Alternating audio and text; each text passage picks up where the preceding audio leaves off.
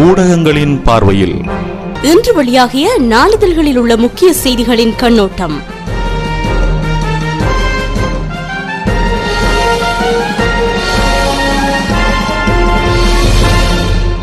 தெற்கு தென்கிழக்கு ஆசியாவில் பல்லாயிரக்கணக்கான உயிர்களை காவு கொண்ட 2004ஆம் ஆண்டு டிசம்பர் 26ஆம் தேதியை மீண்டும் நேற்றைய தினம் ஞாபகப்படுத்தியது. இந்தோனேஷியாவின் சுமத்ரா தீவுகளில் ஏற்பட்ட நிலநடுக்கம் இலங்கை, இந்தியா, சிங்கப்பூர், மலேசியா உள்ளிட்ட 28 நாடுகளின் மக்களை பீதிக்குள் தள்ளியது. குறிப்பாக கரையோர பிரதேச மக்களை உடனடியாக வெளியேறுமாறு அந்தந்த நாடுகள் எச்சரிக்கை விடுத்திருந்தன. எவ்வாறாயினும் பெரிய பாதிப்புகள் இல்லாத நிலைமை வழமைக்கு திரும்பிக் கொண்டிருக்கிறது. வணக்கம் நேயர்களே, இன்று ஏப்ரல் மாதம் 12ஆம் தேதி வியாழக்கிழமை மற்றும் ஒரு ஊடகங்களின் பார்வை நிகழ்ச்சி ஊடாக இன்று உங்களை சந்திக்கிறேன். தமிழக தாயக நாளிதழ்களில் இன்றைய பிரதான மற்றும் முக்கிய செய்திகளாக நேற்றைய தினம் பெரும் பீதியை ஏற்படுத்தியிருந்த சுமத்ரா தீவுகளில் ஏற்பட்ட நிலநடுக்கம், அதன் பின்னர் விடுக்கப்பட்ட சுனாமி எச்சரிக்கை குறித்த செய்திகள் பெரும்பாலாக வெளிவந்துள்ளன.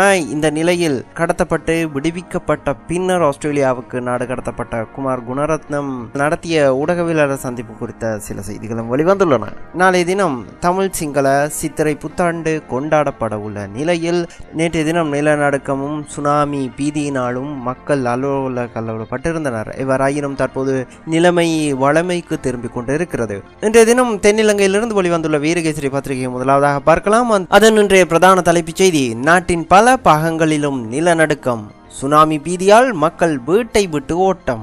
யாழ் மட்டக்களப்பு திருமலை காலி பகுதியில் பெரும் பதட்டம், சகல சுற்றுலா பயணிகளும் பாதுகாப்பான இடங்களுக்கு மாற்றம். போக்குவரத்து நெரிசலால் பெரும் அல்லோல கல்லோலம், அலுவலகங்கள் வங்கிகள் இழுத்து மூடப்பட்டன என்ற பிரதான தலைப்புடன் வீரகேசரி அதன் செய்தியை வெளியிட்டுள்ளது. இந்தோனேஷியாவின் வட சுமத்ராவின் மேற்கு கரைக்கு அப்பால் நேற்று 8.7 மற்றும் 8.6 ரிக்டர் அளவுகளில் பாரிய 2 நிலநடுக்கங்கள் உருவானதை அடுத்து இலங்கை உட்பட ஆசிய நாடுகள் பலவற்றிலும் இதன் தாக்கம் உணரப்பட்டது. இதனால் மக்கள் பெரும் அல்லோலப்பட்டதுடன் பீதிக்கும் கலவரத்துக்கும் ஆளானார்கள். இந்தோனேஷியாவின் சுமத்ரா தீவு அருகே பண்டா ஆச்சே பகுதியிலேயே இந்த பயங்கர நிலநடுக்கம் ஏற்பட்டதாக பசிபிக் சுனாமி எச்சரிக்கை மையம் தெரிவித்திருந்தது. இந்தோனேஷிய நேரப்படி இரவு 7 மணிக்கு முதலாவது நிலநடுக்கம் ஏற்பட்டது. அதை அடுத்து இது உள்ளூர் நேரப்படி 2:14 மணிக்கு இலங்கையில் உணரப்பட்டதாக தெரிவிக்கப்படுகிறது. இந்தோனேஷியாவிலிருந்து 269 மைல் தொலைவில் உள்ள வட சுமத்ராவின் மேற்கு கரைக்கு அப்பால் பண்டா ஆச்சே பிராந்தியத்தில் சுமார் 33 கடல் மைல் ஆழத்தில்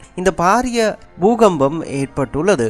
இதனை அடுத்து Indonesia, Ilangai, India, Australia, Myanmar, Thailand, Maalaitheevu, ஐக்கிய ராஜ்யம், Malaysia, Mauritius, Pakistan, Somalia, Oman, Iran, Bangladesh, Kenya, தென் ஆப்பிரிக்கா, சிங்கப்பூர் உட்பட 28 நாடுகளுக்கு சுனாமி எச்சரிக்கை விடுக்கப்பட்டது. கடந்த 2004ஆம் ஆண்டு டிசம்பர் 26ஆம் தேதி இந்தோனேஷியாவில் ஏற்பட்ட 9.1 ரிக்டர் அளவிலான மிக பயங்கர நிலநடுக்கத்தால் ஏற்பட்ட சுனாமி அலைகள் மேற்படி நாடுகளை வெகுவாக தாக்கி உலகம் முழுவதும் 2.3 லட்சம் பேரின் உயிர்களை காவு கொண்டமை குறிப்பிடத்தக்கது என இன்றைய பிரதான செய்தி நின்று செல்கிறது. எவ்வாறாயினும் நேற்றைய தினம் நிகழ்ந்த 8.7 ரிக்டர் அளவிலான நிலநடுக்கம் ஏற்பட்டும் பாரிய அலைகள் உருவாவதற்கான காரணத்தை அமெரிக்க பூகோளவியல் மத்திய நிலையம் தெளிவுபடுத்தி இருந்தது.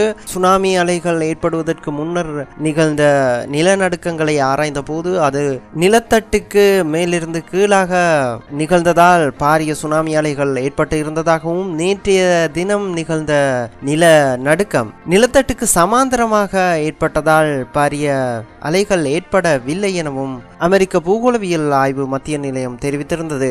நிலநடுக்கம் ஏற்பட்டு சுனாமி எச்சரிக்கை 28 நாடுகளுக்கு விடுக்கப்பட்டிருந்த நிலையில் சுமார் 1 மணி நேரத்தின் பின்னர் அமெரிக்க பூகோள மத்திய ஆய்வு நிலையம் இந்த தகவலை வெளியிட்டிருந்தது. எவ்வாறாயினும் கரையோர பிரதேச மக்களை பாதுகாப்பாக இருக்குமாறு அந்தந்த நாடுகள் தமது மக்களை அறிவுறுத்தி இருந்தனர். இந்தோனேஷியாவில் ஏற்பட்ட இந்த நிலநடுக்கம் இலங்கையின் பல்வேறு மாவட்டங்களிலும், இந்தியாவிலும், மலேசியா, சிங்கப்பூர் ஆகிய நாடுகளிலும் உணரப்பட்டு இருந்தன. இதில் சிற்சில பாதிப்புகள் ஏற்பட்டிருந்தன. அதனை தவிர இதனால் மிக பாரிய பாதிப்பை இந்தோனேஷியா எதிர்கொண்டு இருந்தது.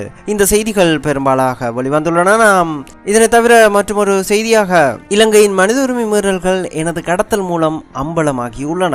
ஆஸ்திரேலியாவிலிருந்து பிரேம்குமார் குணரத்னம் தெரிவிப்பு என்ற தலைப்பில் இன்னும் ஒரு செய்தி வெளிவந்து வெளிவந்துள்ளது. இலங்கையில் ஆட்கடத்தல்கள், மனித உரிமை மீறல்கள் அரசாங்கத்தின் ஆதரவுடனேயே மேற்கொள்ளப்படுகின்றது என்ற செய்தி சர்வதேசத்திற்கும் உள்நாட்டிற்கும் எனது கடத்தல் மூலம் அம்பலப்படுத்தப்பட்டுள்ளதாக முன்னிலை சோசலிச கட்சியின் மத்திய குழு உறுப்பினரும் ஆஸ்திரேலியாவிற்கு நாடு கடத்தப்பட்டவருமான பிரேம்குமார் குணரத்னம் தெரிவித்தார். நான் ஒரு தமிழன், எனவேதான் என்னை பயங்கரவாதியாக அரசாங்கம் உருவகப்படுத்தியது எனவும் அவர் தெரிவித்தார். மாதிவெளவில் உள்ள முன்னிலை சோசலிச கட்சியின் தலைமையகத்தில் நேற்று புதன்கிழமை இடம்பெற்ற ஸ்கைப் மூலமான உரையாடலின் போதே ஆஸ்திரேலியாவிலிருந்து பிரேம்குமார் குணரத்னம் ஊடகவியலாளர்களுக்கு கருத்து தெரிவிக்கும் போது அவர் இதனை தெரிவித்துள்ளார். ஸ்கைப் தொடர்பான உரையாடலில் தனது கடத்தல் சம்பவம் குறித்து அதனுடன் தொடர்பு பட்ட பல்வேறு விடயங்கள் குறித்தும் பிரேம்குமார் குணரத்னம் விளக்கம் அளித்துள்ளார். இதனை தவிர இன்னும் ஒரு செய்தியாக எஞ்சியுள்ள 700 புலி உறுப்பினர்களை விடுவிக்க ஒரு வருட காலம் செல்லும் புனர்வாழ்வு ஆணையாளர் என்ற தலைப்பில் இன்னும் ஒரு செய்தி வெளியிடப்பட்டுள்ளது.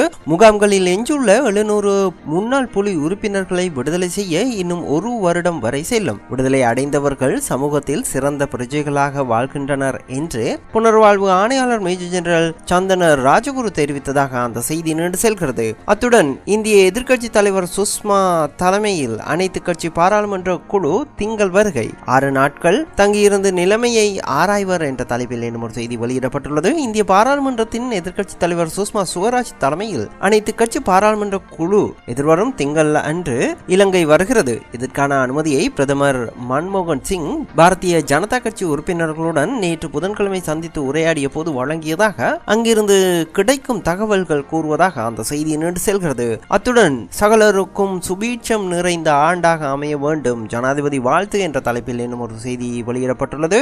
இது பிறந்திருக்கும் தமிழ் சிங்கள புத்தாண்டு முன்னிட்டு இலங்கை ஜனாதிபதி மஹிந்த ராஜபக்ச நாட்டு மக்களுக்கு விடுத்துள்ள வாழ்த்து செய்தியையும் இன்றைய தினம் வீரகேசரி அதன் முன்பக்கத்தில் வெளியிட்டுள்ளது. நாம் அடுத்ததாக இன்றைய தினம் வெளிவந்துள்ள உதயன் பத்திரிகையை பார்க்கலாம். அதன் இன்றைய பிரதான தலைப்புச் செய்தி, இந்திய எம்பிக்கள் குழுவிலிருந்து அதிமுக வெளியேற்றம், பாதிக்கப்பட்ட தமிழர்களை சந்திக்காமையால் தமிழக முதல்வர் ஜெயலலிதா திடீர் முடிவு என்ற பிரதான தலைப்புடன் அந்த பத்திரிகை வெளிவந்துள்ளது.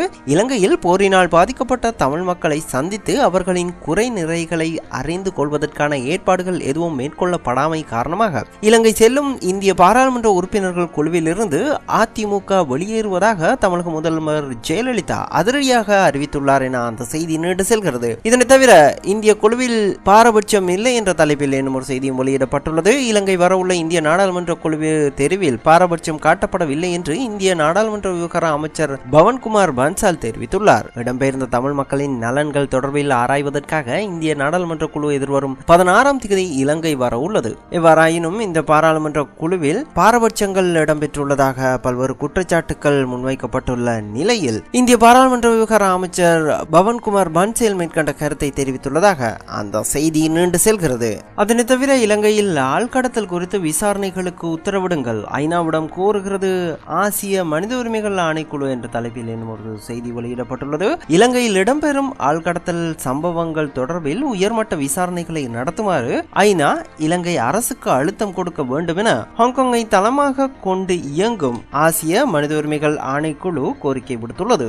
ஐநா மனித உரிமைகள் ஆணையாளர் நவநீதன் பிள்ளையிடம் ஆசிய மனித உரிமைகள் ஆணைக்குழு இந்த கோரிக்கையை முன்வைத்துள்ளது. இது தொடர்பாக அந்த ஆணைக்குழு அறிக்கை ஒன்றையும் வெளியிட்டுள்ளதாக உதயனின் அந்த செய்தி நீண்டு செல்கிறது. நாம் அடுத்ததாக இன்றைய தினம் தென்னிலங்கையிலிருந்து வெளிவந்துள்ள லங்கா தீப பத்திரிகையை பார்க்கலாம். அதன் இன்றைய பிரதான செய்தி, சுனாமி பிஎன் ரட்ட கலம்பே பிரபல பூமிகம்பன தெக்கிங் பசு அனத்துரு அங்கவீமக் என்ற பிரதான தலைப்புடன் அந்த செய்தி வெளியிடப்பட்டுள்ளது. சுனாமி பீதியினால் நாடு அல்லோல கல்லோலப்பட்டது.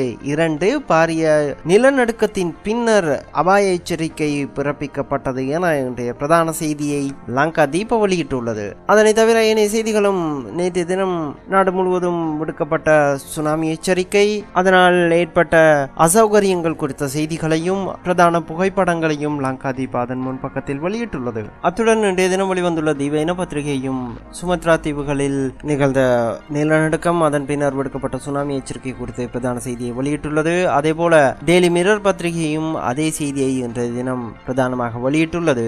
அத்துடன் குமார் குணரத்னம் ஸ்கைப் தொழில்நுட்பம் ஊடாக முன்னிலை சோசலிச கட்சியின் தலைமையகத்தில் நேற்று ஊடகவியலாளர்களின் கேள்விகளுக்கு பதிலளித்தமை குறித்த செய்தியையும் டெய்லி மிரர் அதன் முன்பக்கத்தில் வெளியிட்டுள்ளது. இந்த செய்திகளை நாம் ஏற்கனவே விரிவாக பார்த்திருந்ததால் அடுத்ததாக இன்றைய தினம் தமிழகத்தில் இருந்து வெளிவரும் தினமணி பத்திரிகையை பார்க்கலாம். அதன் இன்றைய பிரதான செய்தியும் இந்தோனேஷியாவில் நிலநடுக்கம், இந்தியா உட்பட பல நாடுகளில் சுனாமி பீதி என்ற பிரதான தலைப்புடனே வெளியிடப்பட்டுள்ளது. அதனுடன் தொடர்புடைய ஒரு புகைப்படத்தையும் பிரதானமாக தினமணி அதன் முன்பக்கத்தில் வெளியிட்டுள்ளது. இந்தோனேஷியா நாட்டில் புதன்கிழமை பிற்பகல் 2 முறை மிகப்பெரிய நிலநடுக்கங்கள் ஏற்பட்டன. இவ்விரு நிலநடுக்கங்களும் கடலுக்கு அடியில் 33 கிலோமீட்டர் ஆழத்தில் ஏற்பட்டதால் கடலில் மிகப்பெரிய அலைகள் ஏற்பட்டு அவை கடலோர நாடுகளை தாக்கக்கூடும் என்ற அச்சம் ஏற்பட்டது. இதையடுத்து ஹவாயில் உள்ள சுனாமி எச்சரிக்கை மையம் இந்து மகா சமுத்திரத்திலும் பசிபிக் பெருங்கடலிலும் உள்ள கரையோர நாடுகளை சுனாமி ஏற்படுகிறதா என்று கவனத்துடன் கண்காணிக்குமாறு எச்சரித்தது எனவும் அந்த செய்தி நீண்டு செல்கிறது. அத்துடன் இலங்கைக்கு செல்லும் இந்திய குழுவில் அதிமுக இடம்பெறாது என்ற தமிழக முதலமைச்சர் ஜெயலலிதா வெளியிட்ட அறிவிப்பையும் இன்றைய தினமணி அதன் முன் பக்கத்தில் வெளியிட்டுள்ளது. நாம் அடுத்ததாக இன்றைய தினம் வெளிவந்துள்ள தினமலர் பத்திரிகையை பார்க்கலாம். அதன் இன்றைய பிரதான தலைப்புச் செய்தி, ஸ்தம்பித்தது தமிழகம், அடுத்தடுத்த நிலநடுக்கம், கடற்கரை பகுதிகளில் சுனாமி அபாயம் நீங்கியது, 8.7 ரிக்டர் அளவில் இருந்ததால் பல நாடுகள் குலுங்கின என்ற பிரதான தலைப்புடன் அந்த பத்திரிகை வெளிவந்துள்ளது. நிலநடுக்கம் பல்வேறு நாடுகளில் உணரப்பட்டதை அடுத்து மக்கள் வீதிகளுக்கு இறங்கி அங்கங்கே அமர்ந்திருந்தனர். இதன் போது எடுக்கப்பட்ட புகைப்படத்தையும் தினமலர் அதன் முன் பக்கத்தில் வெளியிட்டுள்ளது. அந்த செய்தியோடு இன்றைய ஊடகங்களின் பார்வை நிகழ்ச்சி நிறைவுக்கு வருகிறது. மீண்டும் மற்றும் ஒரு நிகழ்ச்சியில் உங்கள் அனைவரையும் சந்திக்கும் வரை தமிழ் புத்தாண்டு வாழ்த்துக்களை கூறி உங்களிடமிருந்து விடைபெறும் நான் VAK. புத்தாண்டு வாழ்த்துக்கள் நேயர்களே.